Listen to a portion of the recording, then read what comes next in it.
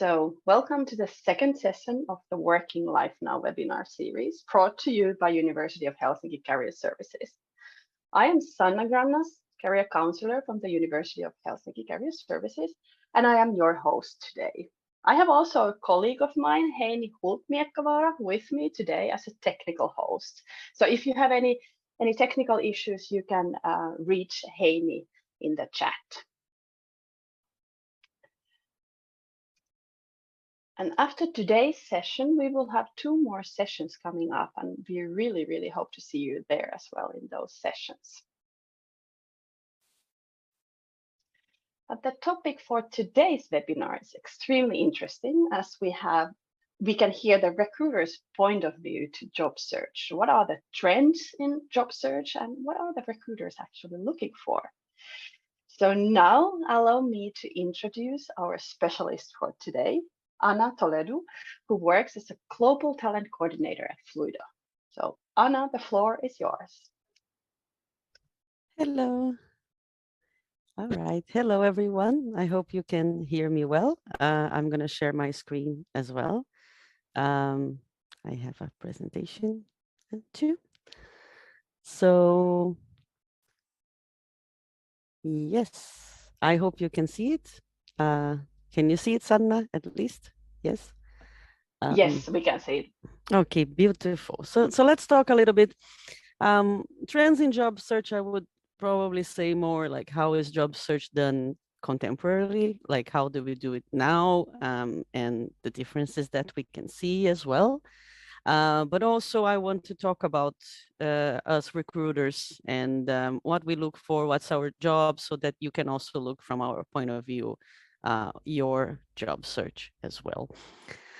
So I'm going to introduce myself. I'm going to introduce the company I work in, Fluido. And then we're going to talk about searching for the right job for you. Then we will talk about CVs, cover letters, and applications in general. Then we will talk about the mystic that are open applications. And we'll talk a little bit about networking and how can you reach out to recruiters in a way that is beneficial to you as well. And then final takeaways and some questions that you might have for me. So yes, thank you, Sana and Heini, for introducing me. I'm Ana Toledo. I know that some of you have already added me on LinkedIn. I'm sorry that I have not accepted you yet. I still have to go back to LinkedIn. I haven't been as good with my LinkedIn duties in my personal calendar, but I will be. So if you want to add me on LinkedIn, please do so. Just let me know that you met me in this seminar, because as recruiters, we get a lot of people just adding us, not only people looking for jobs, but also vendors and contractor recruiters. So just let me know you came from here, so I will definitely add you as well. And I'm also adding the link for Fluido Group and our jobs and careers link. So basically, I am from Brazil originally. I'm from Rio de Janeiro, the place with the big Jesus, that town.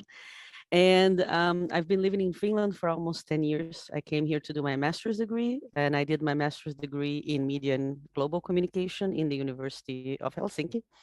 And before that, I am graduated in a BA in history and a BA in filmmaking.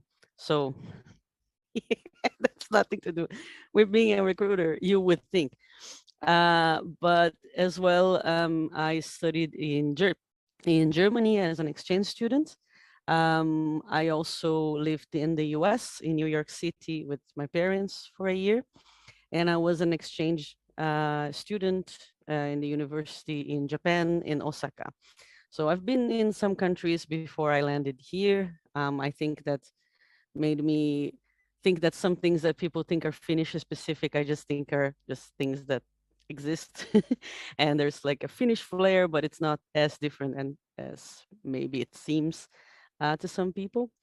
And I had a very complicated background. I was very lost for a very long time on what I wanted to do. And I thought about being a scholar. So I came here to study my master's degree, the PhD, and become an academic, and nothing None of this happened. I became, I actually joined the gaming industry in 2017 as a customer support agent. And and then I entered the gaming industry. And after a while, I met some people. I opened my own gaming studio. I also opened a QA company. And well, they worked for a while. This is a whole story. This is a Netflix original. It doesn't have anything to do with this. I just want to show you that you can start from any point to do something. And I joined the gaming industry because I love games. I always wanted to work with games. I never thought I could. Then I realized that I could be a customer support, and that was my entrance to games. And then it was my entrance to IT. When I had my own company, I did do recruitment, I did do interviews. So when I was looking for a new job, I wanted to try something different than the gaming industry. And that's when I found my place in Fluido. I actually entered Fluido to cover a maternity leave, but then I ended up being permanently hired by Fluido. And Fluido is a consultancy company. They provide consultancy to many types of industries using Salesforce technology.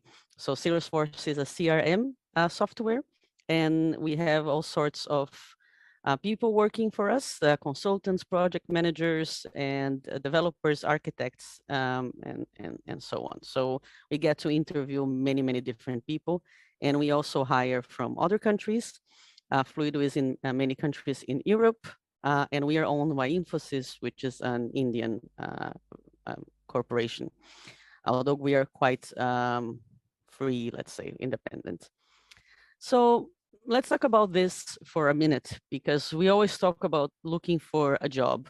When you're a student, you really want to find a job, start your career. But many times we don't see exactly what do we want to do with our job. What is it that we want to do? And this is a lot more complicated question than it seems to be. It's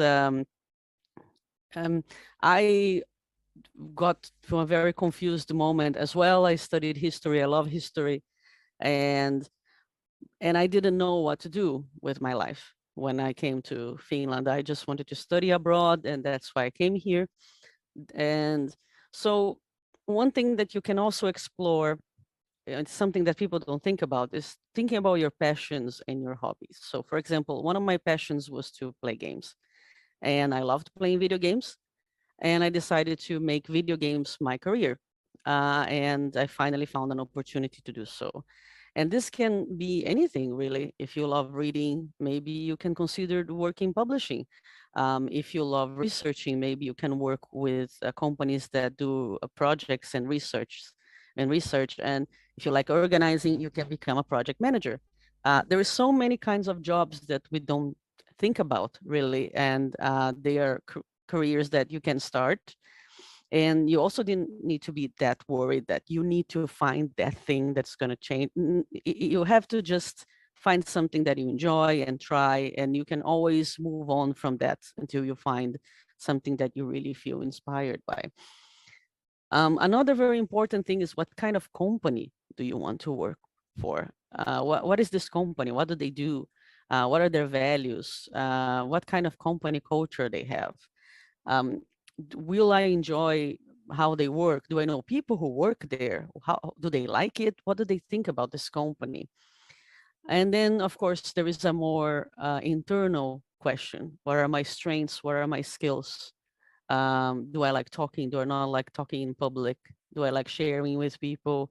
What are the things that I enjoy doing? And another one is, what industries do you find interesting? Maybe you love forestry, you love nature. Maybe you really enjoy, like I said, reading and publishing. Um, there is so many different kinds of industries out there, and what are the ones that you would like to understand more? Tracking your progress, I will show you. But one that I wanted to really leave with you, and I might repeat this constantly, is when you're trying to look for a job, you have to think quality instead of quantity. So we have a tendency when we're looking for a job to desperately send CVs everywhere. But it's much better to actually look all these things that I'm saying, what are your strengths, what are this company, what are the industries that I want to work, what kind of job I want to do, what I think I would be good at, and go from there. And it's much better to send CVs in a very organized and focused manner. And it's much more possible that you will find your path than if you just send CVs everywhere. And I will also tell you why very soon. Um, so track your progress. This is something that I did one time, and then I found out that other people also did it. It's a way for you to organize when you're looking for a job, so you can also avoid just sending CVs. So here's a secret for you. Recruiters in many companies, even medium-sized or big companies, there is sometimes the recruitment team is not as big as it seems to be. And we receive hundreds and hundreds of CVs every day. And it's important that these CVs really stand out to us. And these are CVs that are pleasant to read, applications that are nice, that are focused, that are actually what we're looking for. Because the truth is, we cannot read I'm very sorry to say that, we cannot read every single application. So we will look for some very key features in a CV and an application and take the ones that are absolute no and focus on the ones that, oh, these are nice, and then look at them more carefully. And it doesn't seem fair, but the truth is it's impossible. If we actually read every single one, we would take forever to go through the candidates because it's too much. Some companies, they do use an AI tracking. Our company does not use it. We prefer to do it manually. But some companies actually even use AI to track CVs and applications to see if they have the words that they are looking for. And I will tell you a little bit more about that. But another thing that these AIs and some systems also do is that if you apply too many times to one company, they will also already screen you out when you have done it many times and you were rejected many times. So you need to be very careful and know where did you apply and to what and when and what was the outcome. This sounds very boring, I know, but it's a very good way for you to focus your search and really see what's going on. This is an example. And here, for example, some companies and the job title that was there. What documents do you need to prepare, like a cover letter, a CV, if there is a deadline? Some don't have a deadline, which means that you have to be quick because they might hire anyone that shows up. And here are some statuses. I think this is actually from a friend of mine. She let me show it to you. And it says here, rejected, applied, or interview one, second round. There's some notes here, the date that you sent it. If you have sent it, you can create any kind of tracker you want to check your progress. And this is a very good way for you to make sure that you know where you're applying, when, and that you don't apply over and over again to the same company with the same CV. And if you are going to apply again to a company that already rejected you, I advise you to contact them directly and say that you have gained new skills or you saw an ad that feels you better because they already saw your name many times and you can introduce yourself again. We can talk about this more when I talk about networking and talking to recruiters. But yeah, so make sure that you track your, when we were preparing this presentation, I even told the career services that there's some people already know their name because they send so many applications that I'm already like, yeah, I know who you are. Because, and sometimes they write the same thing over and over again. So I'm like, are you really interested in this company or are you just sending CVs? Because if you're just sending CVs and you need it for whatever reason, I mean, it's anyways. I think you understand what I mean. So let's talk about CVs and cover letters. And I put here applications because there's many companies like Fluido where I work, and I will show it to you, that we don't use cover letters anymore. Or sometimes they do use cover letters, but they also use an application form. And application forms can seem very annoying, but they have a reason to exist as well. CVs to me are like a concise presentation of you as an employee and as a person. Um, Not only about your career, but also you a little bit of your personality, even if a little bit. Um, and you should tailor your CV to that particular job. And that comes back to the tracker as well.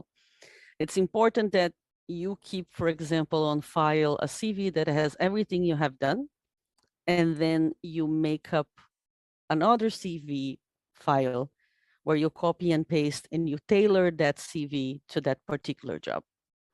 Because otherwise, you can have a very long CV, and we don't like long CVs. Seriously, every time someone sends me a CV that has 10 pages, I just want to cry. And I ask, why do they hate us so much? Why are you sending me a 10-page CV? Um, but we also want you to tell me who you are. And LinkedIn is not good because LinkedIn has everything you have done, and it should have everything that you have done. And the CV is like a way to tell recruiters, hey, this is what I've done, and this is who am I for this job. And that's why it's good that CVs have 1 and 2 pages max, right? It's better that they are not very big. What is very important, especially in Finland, for you to put in your CV? So your of course your name, your address is good because then we know which city you live. A picture of you and a LinkedIn profile link. The picture is very, very important. I know some people don't like to put their pictures, and I understand. But there is a reason that I didn't know before I became a recruiter why you should add a picture. You add a picture because then I can remember you. It's much easier to remember you, your name with a picture than when you have no picture. I usually get confused when candidates don't send me any picture. There is only their name. If we hadn't had an interview, even if we had an interview, sometimes it's difficult because there's so many people, and it's so much easier if there is a picture for us to remember you as well. It's good to have a short summary about yourself. You also add your work experience, and you add it in chronological order from the most recent to the oldest one. So the most recent should be on top, and then you go to the older one. And a very important thing is for you to add the locations where you had these jobs. There are many reasons for this, but also we want to track where you've been, but also some companies are in many, many different countries. So we want to know which place were you in when you applied for this job. Um, oops. And when you put the work experience, I'm going to show you a CV example and you can see it better. This is like a summary. You can put the skills that you have learned, what projects you work, what were your duties, what did you learn there, what were the appropriate skills that are related to this job you're applying, for example, etc. Your education with the dates and location as well, that's very important. If you have space, you can add as well, what did you learn during your education, what kinds of things you have done there, if you have gotten any awards or you participated in anything, that's also important. Then your key skills. I personally, but that's a personal thing, I don't like when people put hard skills, soft skills, because to me, everything is a hard skill. Public speaking is not an easy thing. A lot of people are not good at that. I don't know why people consider that a soft skill, or communication, or um, these things are not soft. They're very complicated things as well. So I prefer to just put key skills or like tech skills and things like that. The things that you know how to do. The languages that you speak, always add your native language. Even if you think that your native language is not going to be used in anything, put your native language there because honestly, you don't know. You don't know when this is going to be needed. It was not my company, but a friend's company. They needed someone who spoke Yoruba, which is a language that's spoken in many areas of Africa, but also Nigeria. And they found out that one of their um, people did speak Yoruba.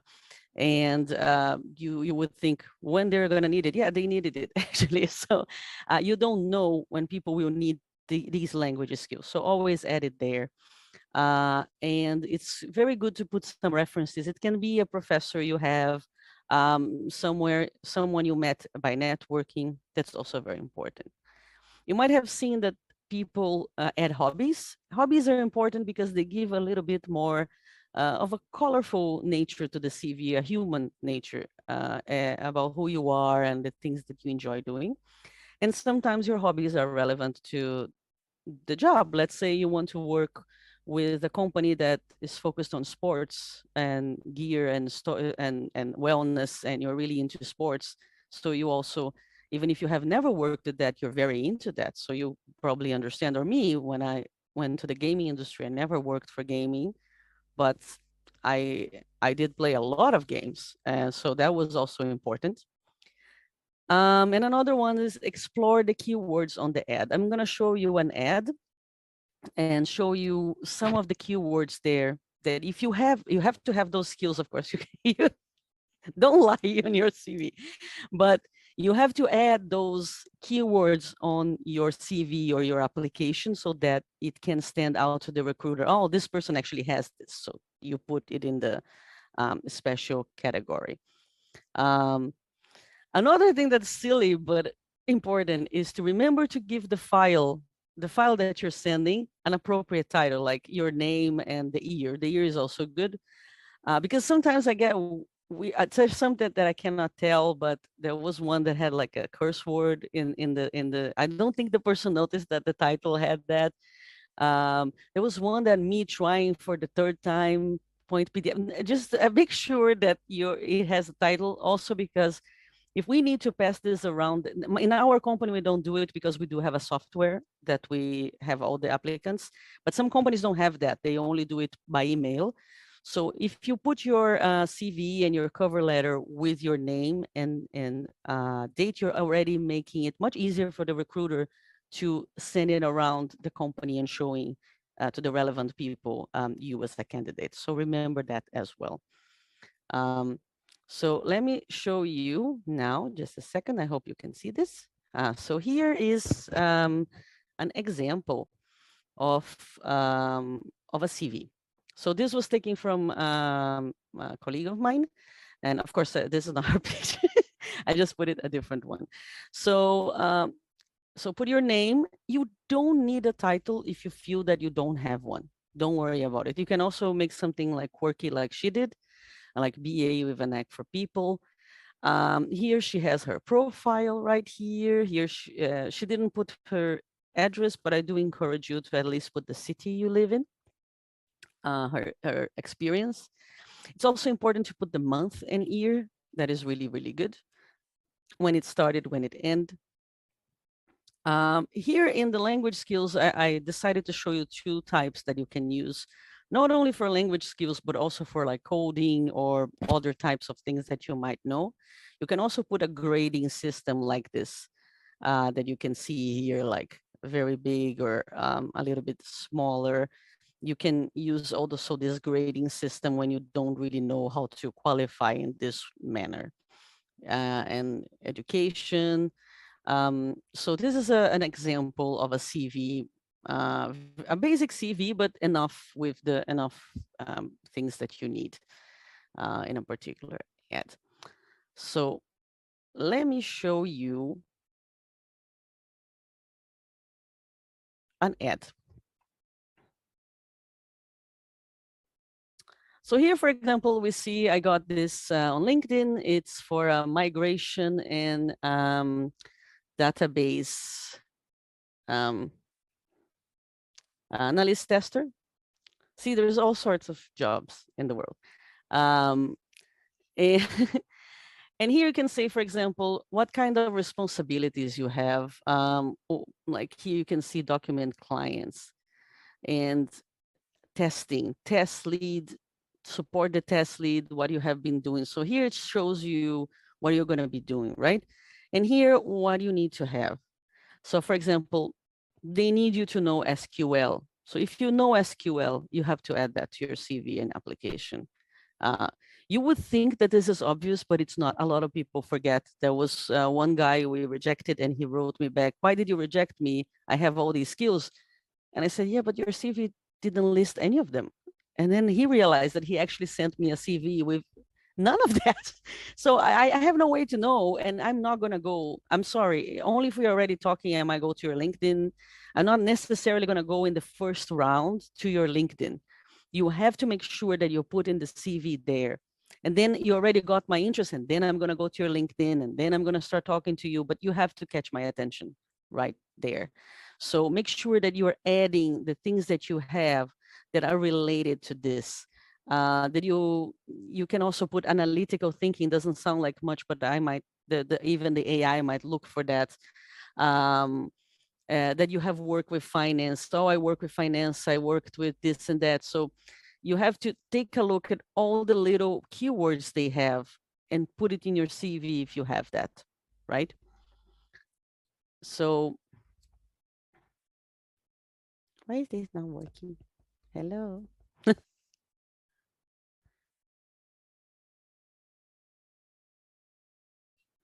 Something happened. Ah, all right. So I'm sorry about that. So let's talk a little bit about the cover letter. We don't use cover letters in our company. We use an application. I will show it to you very soon. But it's very important that your cover letter uses the same layout as your CV. So I showed you that CV, it should look the same. If you can add also your picture there in the same place you added your CV, even better, because sometimes you have to send them as two separate files. And it's important that I associate both files with you. So it's important that they look the same, not just because, oh, it looks like, no, it's also for the visuals that I understand that these are the same person. Um, and you can tell me in the cover letter why you're interested in this position. What is the story that made you interested in that? Uh, what makes you suitable for that? Your unique experiences, your what you have been doing. For example, when I was trying to be a customer support for games, I focused on my love for games, and I focused that I worked with real estate, which doesn't seem like much, but it means that I work with customer service and I worked with clients. So, and I was a copywriter, which meant that I wrote in English. So all these little things that it seems like it doesn't, like, what are these, what does it have to do in anything? It did have something to do there. So in the cover letter, you can explore that even better for many of these companies. Um, and it's also important that you show that you know the company and you know what they're doing and you know what they are about. There are many people who send applications to us, they don't even know we're a consultancy, which can be okay in some ways, but at the same time, it's like you need to do some research as well. And this doesn't seem like much, but we also take, for example, we have a lot of technical architects for IT. I've gotten a lot of applications from actual architects that studied like urban architecture. They're not reading the ad. They're just sending. They saw architect, send. If they read the ad and what we are and what we do, they would know that we don't use like urban architects. Um, we also got that for marketing. We use marketing automation, and a lot of like marketing professionals that never worked with marketing automation, they apply for these jobs because they're not reading the ad. So you need to read the ad. And when you see, oh, I like that, then in your cover letter, you can explain why you are very good. But honestly, your CV is the first thing. After your CV makes it through, then your cover letter makes it through, and then we go from there. Because the CV is the concise part of you. I'll show you now a little bit what is an application form. So a lot of companies nowadays, instead of a cover letter, or sometimes with the cover letter, they have an application form. So you can see this is Fluido, where I work, for project management, apply for this position. And then it shows here, and we want you to tell us a little bit about yourself. You don't need to put this, for example, previous experience, but in some companies, it's good that you do. But here are the most important ones. And a little secret in our company, if you don't fill this out, I don't even read your application, honestly. because it means that you're not really that keen to working with us, and we want long-term employees. We want people that really want to work for Fluido, and many other companies are the same. And there is so many candidates that don't fill this out at all. Sometimes they're so good that we do contact them, but then we ask them to fill this out actually. But and it's a strategy. We have also realized that people who don't fill this out, usually they leave the company really early. So it's very important that you fill out these applications. Here we ask, who are you as a person? We talk a little bit about values. One of our values is friends don't let friends down. And we ask what that means for you. And we ask why Fluido? So why do you think you would like to work for Fluido? And then we ask a picture of you and to upload your CV. Some people don't upload their CVs. I encourage you to always do, because a CV, as I said, I cannot, I will repeat this forever, is a very concise way of talking about you. Oh, by the way, I didn't say this. Always PDF. Don't send a doc file ever, please. Please. I cry every time someone sends me that. Always send a PDF. Um, and I wanted to show you a colleague of mine and her application. She sent this application when she was trying for a marketing intern, and I will read it just the first part. Now she is full time with us. My name is I moved to Finland almost 8 years ago. I'm fluent in meme language. My hobbies are eating, sleeping, and watching questionable videos at 3 a.m. My positive attitude, good work ethics, and respect towards others make me a good colleague. I also have a vast WhatsApp sticker collection that I could send to you to make your day. And what I've been up to these days? Probably scheduling my 10th mental breakdown over thesis writing. Um, we love this when she said this. And then after I met her, I asked why did she write this? And she said that she went to our Instagram, she went to our social media and saw that we were very informal people, we were fun people. And she wanted to match her personality to us because she actually talks like that. So you have to also be genuine. So this is genuinely her.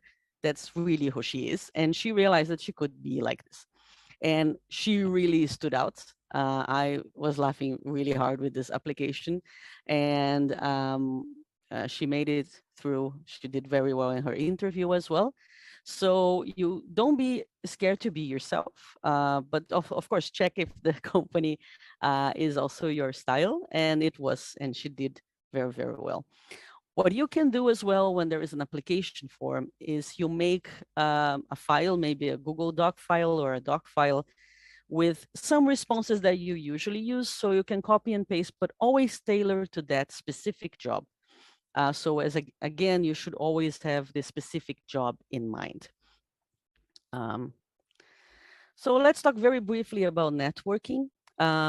This is very brief because the thing is, we could do a whole seminar just about this, but always search and join communities. You can find them on LinkedIn. Facebook, people don't use it as much anymore, but there are some events being advertised there. There is an app called Meetup, and there's many things in Finland on Meetup that you can see. Volunteer and participate in relevant events. Many people volunteer, for example, in Slush. Uh, of course, it doesn't mean you're going to find a job, but you get to know people in the industry. You get to know recruiters. You get to know what companies are looking for. Then you get to know the recruiters, like me, and you can, for example, you see Fluido. Oh, I find this really interesting. I want to work there, but you don't know anything about Salesforce. So you try to find out how do I learn Salesforce? And then we can tell you how to do it. You can also always see what job do you really want and what skills do I need to gather. And some of the skills are not as difficult to get as you would think, but you would need them at least a little bit when you first start. Uh, so, and don't view networking. Some people view networking as being deceitful, that you are meeting someone just for the purpose of getting. No, don't think of like that. Think that it's an exchange. You're both knowing, getting to know each other, and that you're learning things, and you are getting to know people from like industries that you really like, For example, the gaming industry that has IGDA, many people volunteer in IGDA, they get to know each other there, also share their hobbies, their passions, and get to know the industries that they work in. That's also very, very important. So, um, so final takeaways that I wanted to leave you with is to organize yourself, track your progress, know um, where you're applying, try to see what you want, learn and research about the companies and jobs, look at the ad, really read what people need, really read about that company. Do you want to work there? What are their style? How should I be a little bit more formal? Can I be more informal? What does fit my personality and what doesn't? Um, and plan to learn these skills that you want. Do I want to learn Salesforce? Do I want to learn coding? Do I want to learn project writing? um, do I want to be a recruiter? How can I do these things and then plan ahead if you don't have these skills and you would like to network wisely, and be confident. Many people, when we are starting, we think we cannot do anything, but we have many skills that sometimes we don't even realize we have. So it's very important that you look at yourself and see what things you're good at and things that you enjoy, and how can you transform that into your career or your first job. And many times for us foreigners in Finland, it's so difficult to get that first job. That first job is the hardest, but then after the first job, it gets better. And trust me. And then quality over quantity. Make sure that you send really nice applications. It's better to send 5 really good applications than 20 applications for nowhere that you're not even paying attention. And many recruiters like myself, we know when people are doing that. I know exactly when people are just sending applications and not that they actually care and want to work with us. Because companies are also investing in you. They're investing their money and their time on hiring you.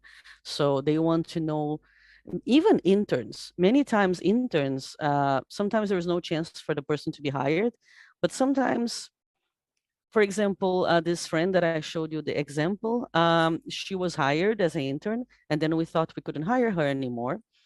But then we finally got the green light to hire her. So 2 months later, we hired her for real. So you don't know as well what might happen. I was going to just cover a maternity leave, and I'm there permanently now.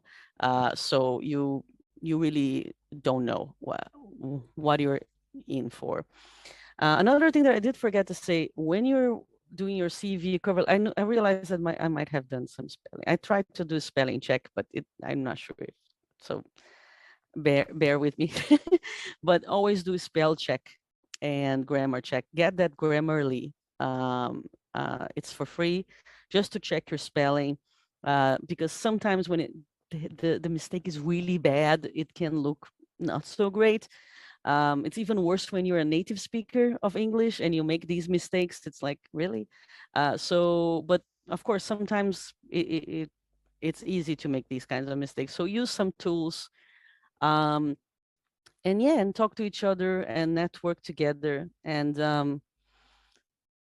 yeah, I think that's it.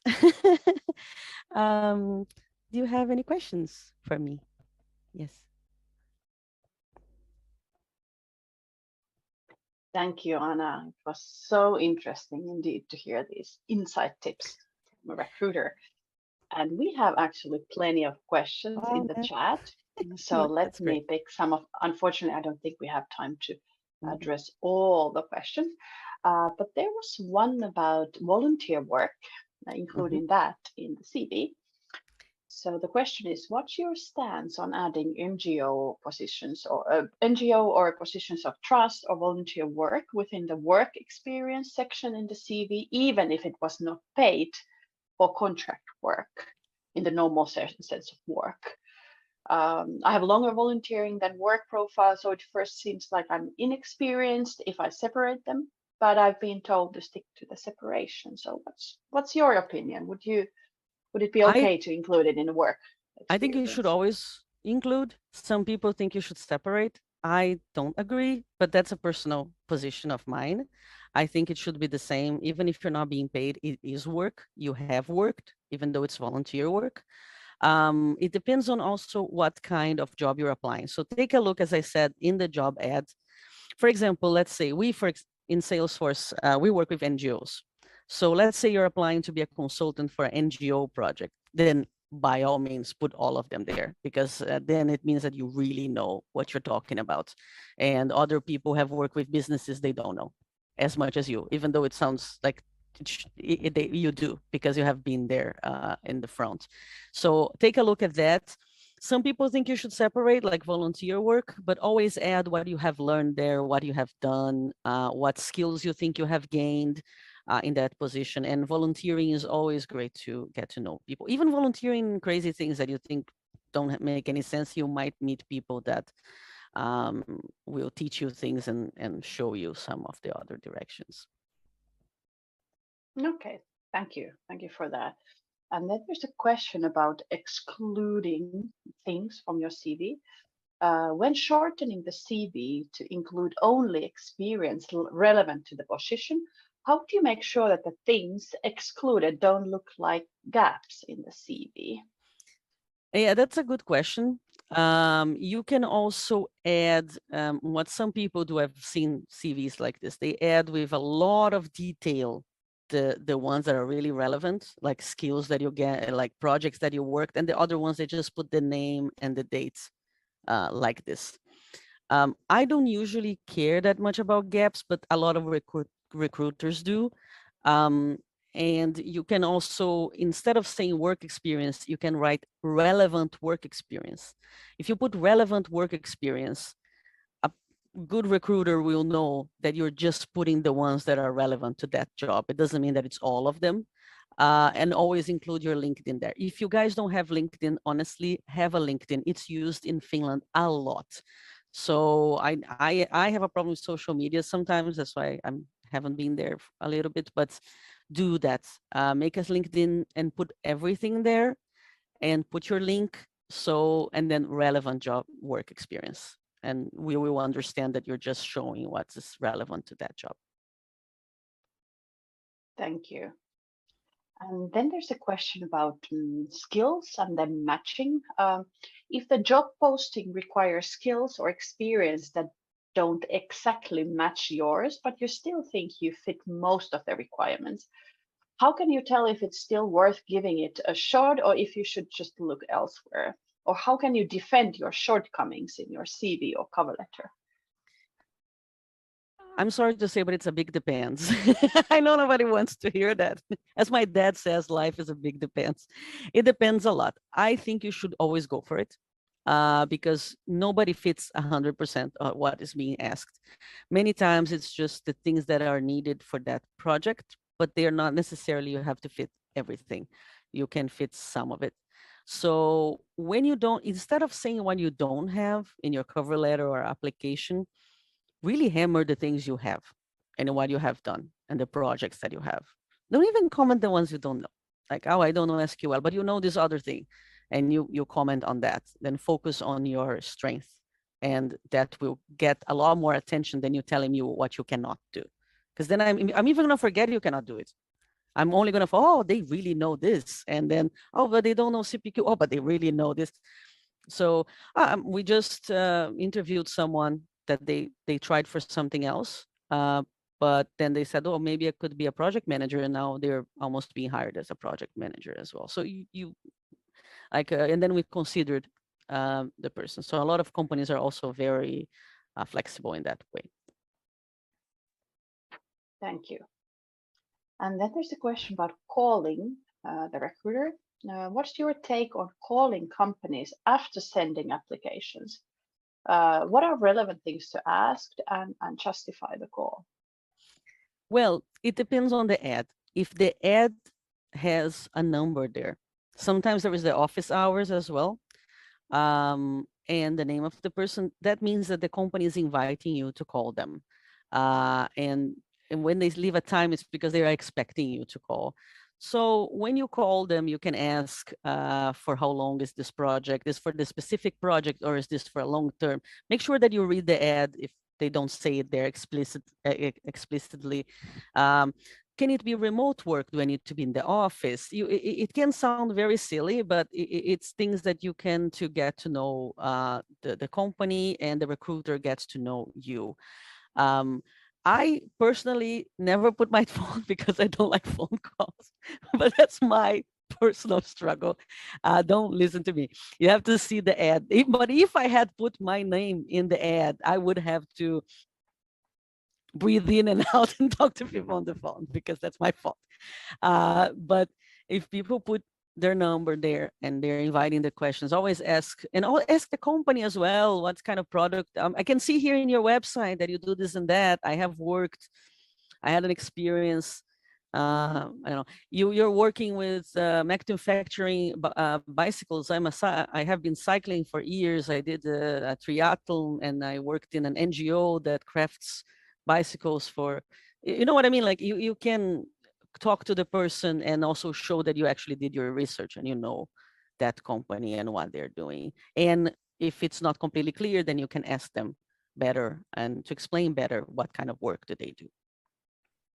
And how about a follow-up call, like after submitting the application, and then if you don't hear anything from the recruiter or the company, would it be okay to call like a follow-up call?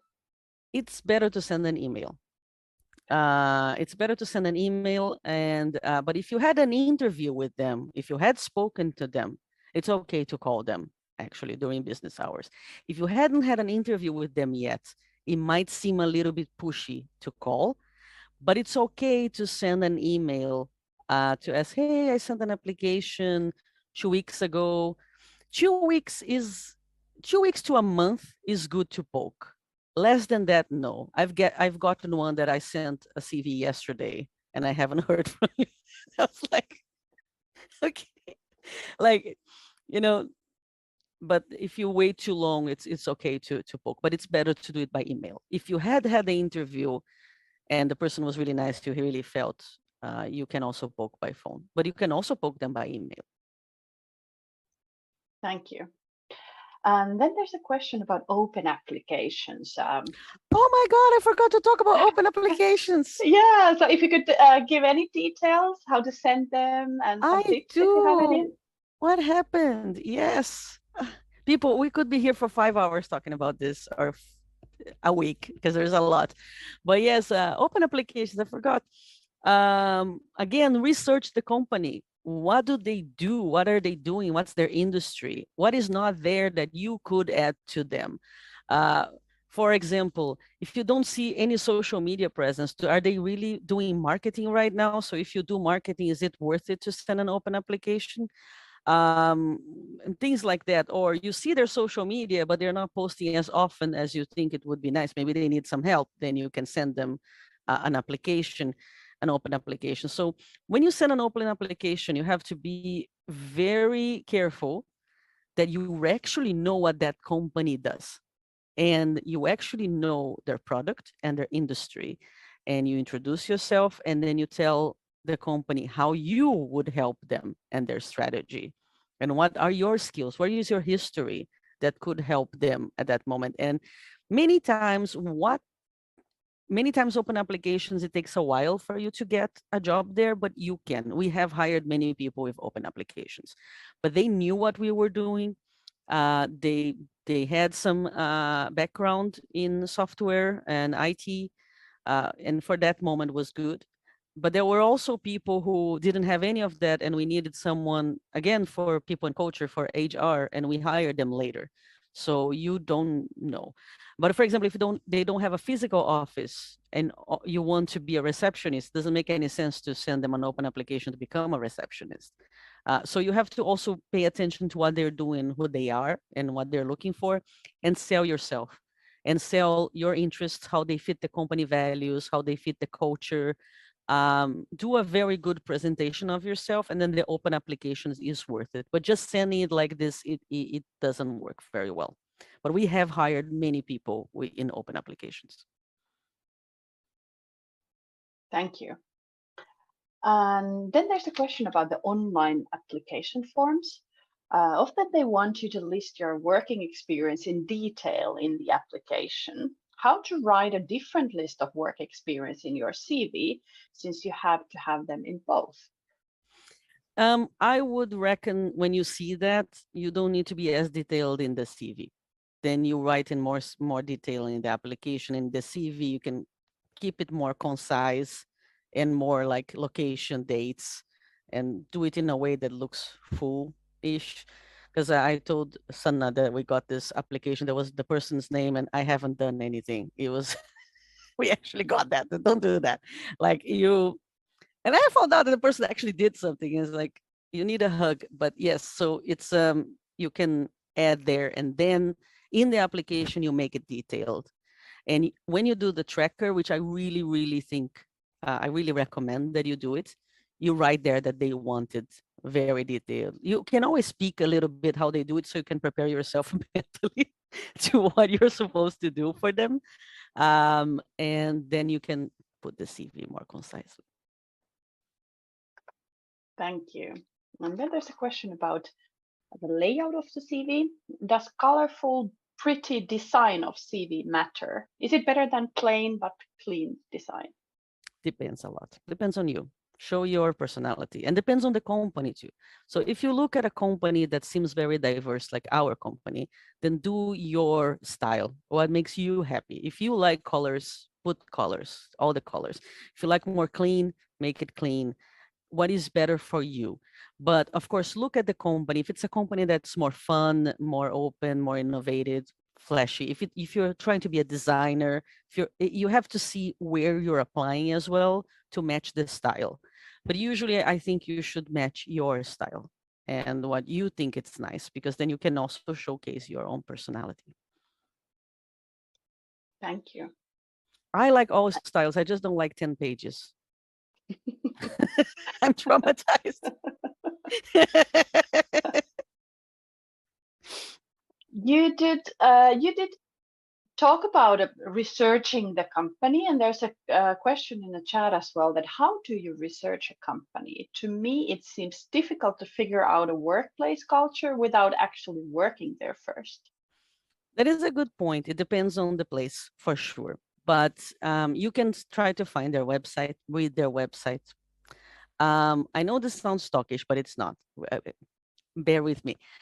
Go to LinkedIn, see the people who work there. What kinds of things they post? What are they doing?